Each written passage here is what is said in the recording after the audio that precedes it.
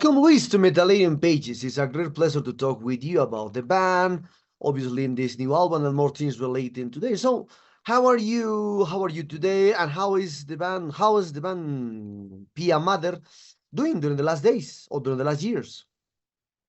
I'm doing fine, thank you, Javier.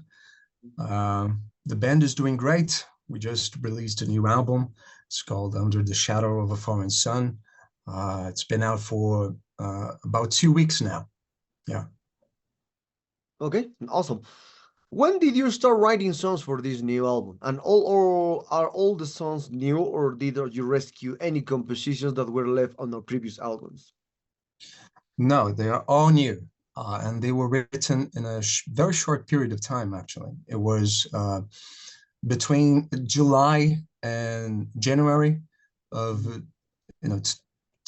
2019 and 2020. So it was a few years ago. Okay, okay.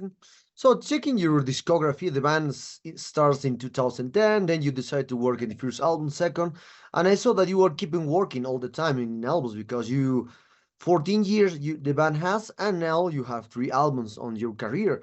So are you always working on a new music, or do you prefer to focus it when it's all released, or perhaps you'll embark some tours, some there, or how do you decide when it's time to work on a new songs and a new album? Yeah, well, I'm always working on music. Not always Piah Mate, but always working on music. Like right now, I'm in the studio. We're having this conversation, and after we're finished, resuming work on the new Lone Shore album, which is another band that I'm a part of. So I'm always working on music. Now, Piah Mate, when is the right time to start working? That's a good question. I suppose in between other projects, I'm always hopping from one to the next.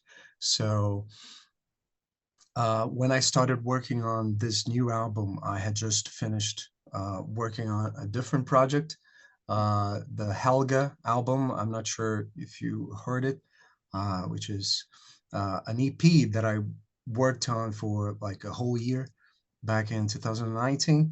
And once I finished that, then I started working on the new Piah Mate album.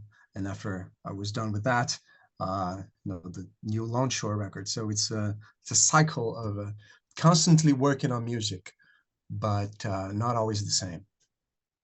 Mm, okay, okay.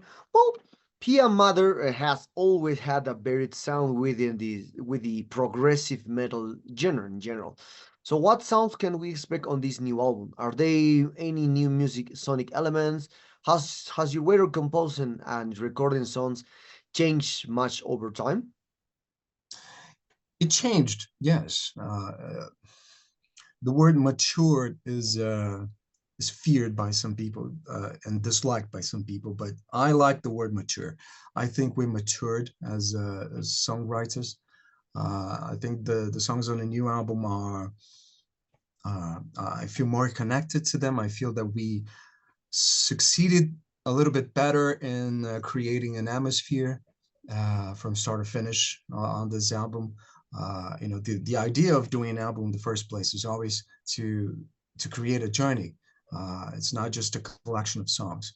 So I think in this third album we achieved that better than in the previous ones, in the sense that there is a more clear arch in the story, and I think it's a bit more involving. So what can be expected from the new album if you haven't heard it yet, even though it's out? Uh, there is more, I would say, Brazilian references. There is a song in Portuguese. There is a song, well, at this point, since it's out, it's not really a spoiler, but there is a song with Jochen Munkby, which is a saxophone player that is a very known figure in the scene. He plays with Shining and has recorded with Ishan. So he has a participation in the record. Um, so yeah, it's the same but different. If you heard the previous one, it's very different but still along the same lines. Okay. So many bands and musicians see each album as a child. Each one is special in its own way. So it's a bit of cliche to say that each album is released its band's best. But do you consider this third album your best works to date? If so, what are the reasons that make this your best album? Yes, I think so. I think it's the best so far. Uh, I think, when you're done with an album, usually you don't release it the next day. You spend some time with it for lots of reasons until it gets released. So by the time it gets released, what usually happens is you sit to listen to it, and you find a few things that you don't like as much, uh, and that you wish you could change, but you can't. Uh, so that has always been the case with me. But for this new album, when I listened to it today, even though most of it was written, as I said, 4 years ago, uh, I find very little that I would change. I'm really proud of how it came together. I think it's going to be a challenge to top it, but I'm sure that I will do that on the next one. Okay. So lyrically, what themes do you explore on this new album? Where does the inspiration come from, and why do you choose the name of Under the Shadow of a Foreign Sun? Well, the theme that is common through the 6 songs in the record is uh, uh, it comes from a feeling of disconnect from the place you were born and raised. When you look around and you feel that you have uh, to move, when you feel that necessity to get out of there for whatever reason. So there are 6 songs in there, and they all look at this through a different perspective. So be it for climate change, you have to move because it's impossible to be there uh, due to the weather, or the, the changes in natural disasters and stuff like that. Mm. Or it's a family that needs to change because it's no longer safe to be where they are. Or it's just the journey of a one single individual that doesn't feel like they belong where they live anymore. So it's all these different perspectives condensed in the lyrics of these 6 songs. I think it's a theme that resonates with me on a personal sense. I think it speaks with the world. You see what's going on in the world today. I think that theme of migration is a theme that is discussed everywhere. So I thought it was something that I wanted to talk about, and the songs are about that. Mm. Okay, okay. So how do you feel the fan receptions to the band and album, to band in general? How do you see how did you have time to read reviews about this album? How was the reception in general for this new album? Yeah, I have time to read it. Yeah, I'm always reading what people say. The reception has been great. Uh, yeah, I don't think I've read anything. I mean, people say negative things about everything, but as far as reviews go, I don't think there's been anything written uh, that puts the album down. But then again, these days, most people that take the time to write, uh, they usually only write about stuff that they like. So there's that. But I've seen that on your website, that's not the case. There are reviews there that people give like 1 out of 10 on the Mhm. score. So I thought that was nice. That was a when I saw that you guys gave the album like an 8.5, and right below it there was an album that got like a 1. I thought, okay, I believe this one. Okay, thanks for this. So, what are your plans after releasing this album? How do you see what kind of promotion do you have? Perhaps you will embark in tours, in gigs, in some stuff. What kind of plans do you have in general for Piah Mother and for this new album Under the Shadow of the Foreign Sun? We don't tour. The way we have the band organized is we do albums at the moment. We don't really plan on doing shows, nor we receive offers to do that anyway. Mm. Right now, you know, when you don't tour, you release an album, and that's basically it. You can do this, interviews, but there isn't much to be done to promote it aside from that, and to post on social media from time to time to remind people that there is an album out. So as far as plans go, that's about it. Okay, okay. So you've been around for a little over 10 years and already have three albums and already have three albums. So as a young band, what inspired you to create new music and a bit of new releases in a digital age where you have hundreds of bands releasing albums every week? So there is a lot of competition. So do you feel like you have to compete with a lot of bands? And what advice you give you to aspiring musicians? Yeah, competition. I don't really see it that way, even though you can look at it that way, in the sense that people can only listen to one thing at a time. But I don't really think about it that way. We release music because it's something that we have to do. Really, if we don't, there is this heaviness, you know, that needs to be let out, and music is the way to let it out. So as long as we don't uh, release it, there is this discomfort, the fact that we're not working on music, so we have to do it. It's stronger than us. It's something that we cannot really explain. Uh, and I understand why there are so many people doing the same thing, because they feel the same way. So I cannot judge that, and I cannot say anything negative about that. Uh, yeah, it's been 14 years now since we came up with the idea for the band, and why we did that. I guess in a way, every band that is formed, they play music that they wish that existed in the world but doesn't. So they go there and do it. Uh, I feel somewhat like that about my music, even though that's very pretentious. Uh, but it's always the attempt, to do something that is unique, and that is yours, and that you feel like belongs to you, that no one else could do the same way. So that's really one of the reasons. Hmm. Yeah. Now, advice. Am I really in a position to give advice? I don't think I am. I'm in a position to receive advice. And Mm. by the way, if you have any, I'll take it. Okay, okay.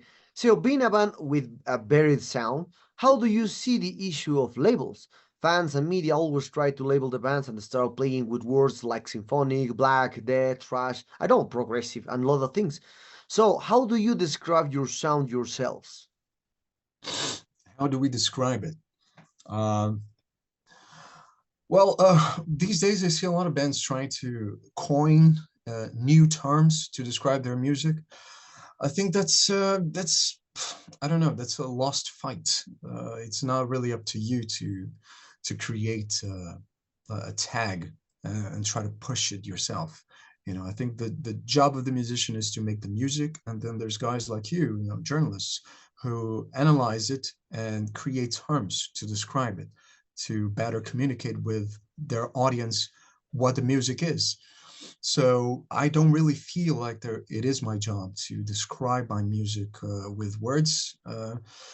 Usually people go with progressive death metal. That's very broad term that includes lots of different sounding bands.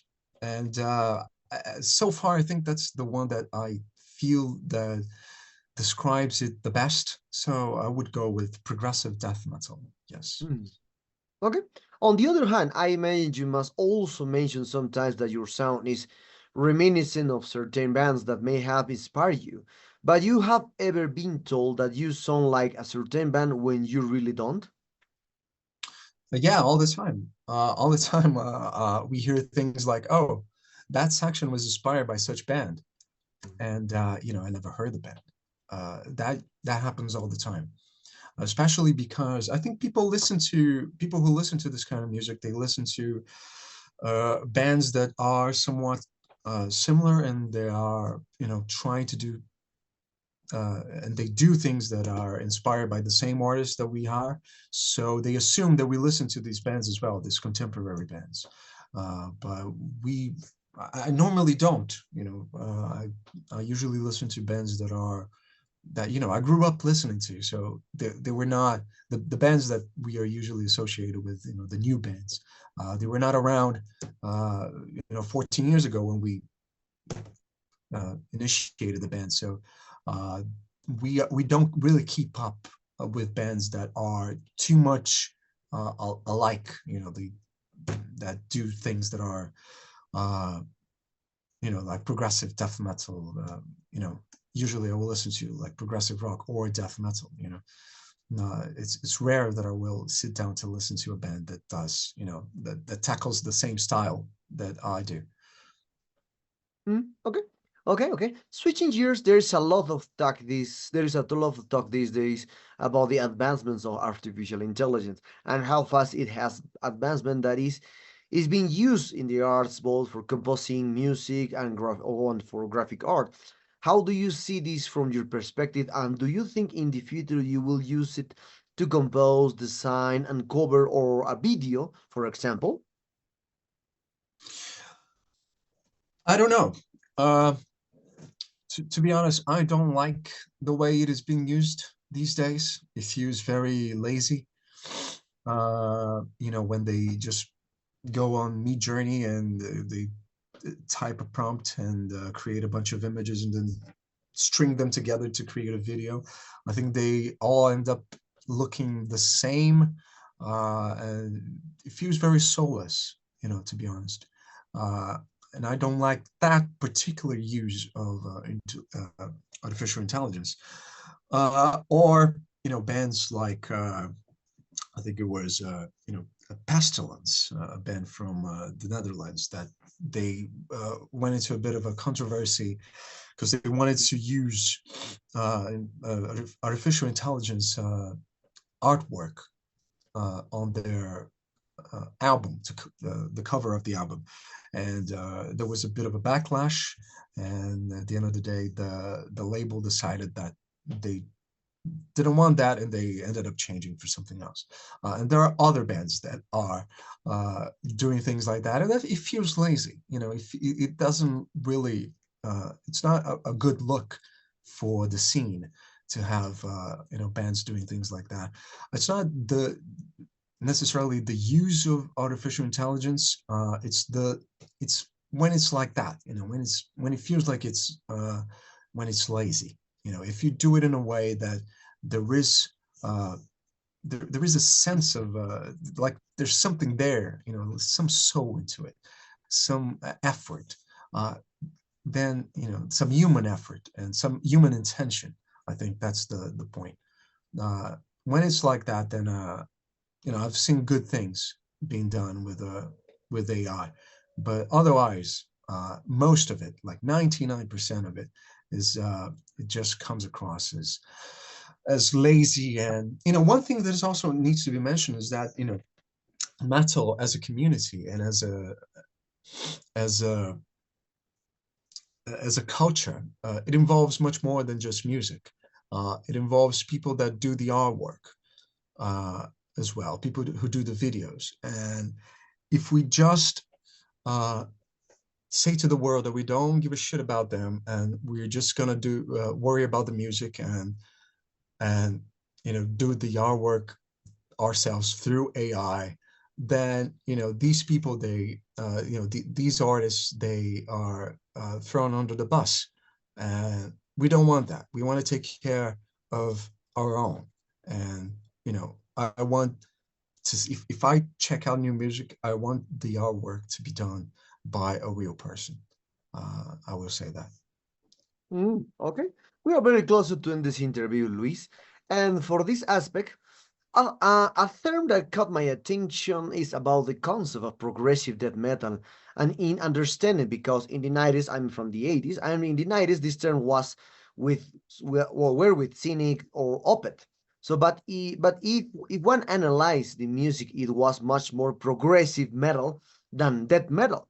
And they only have only good rules on the way to sing at that time. Until now, there is the way. So, what do you think are the correct details to take the into to conceive this style as a progressive death metal, and with taking out the good roles because the good roles usually is for black death, grindcore, a lot of and hardcore, but it's not referred that is when you sing on good level you are playing progressive death metal, progressive death heavy metal. There's not the option. So for you, what do you think is the correct details to say this band is progressive death metal and this band's not progressive death metal? Well, that's a good question. Sometimes I have heard in certain occasions bands that are described as progressive death metal, and the death metal part isn't. I don't really recognize it aside from the vocals, as you said. Uh, I think it's in the riffs. It's in the aggression, I guess. It's in the atmosphere. I the way I listen to music, it's my personal opinion. I think that my band, Piah, the way we do it, it still sounds like death black metal at parts. There is the progressive side of it as well, but the parts that are heavy, I think they sound uh, uh, like they go there.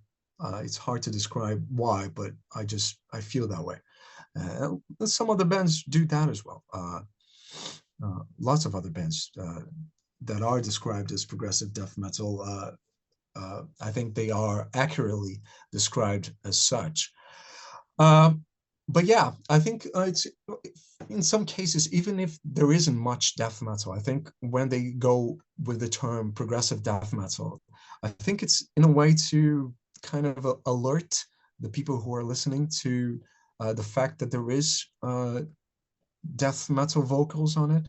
I think it's just if you just call it progressive metal, I think some people will listen to it expecting something, and then the vocals will come in and they will turn it off. Mm. So by calling it progressive death metal, even for bands that are not so much death metal, I think it's a good way to let the audience know what to expect, I think. Hmm. Okay, okay. Well, Luis, the sad times arrive at this interview. I hope you enjoyed this one like me.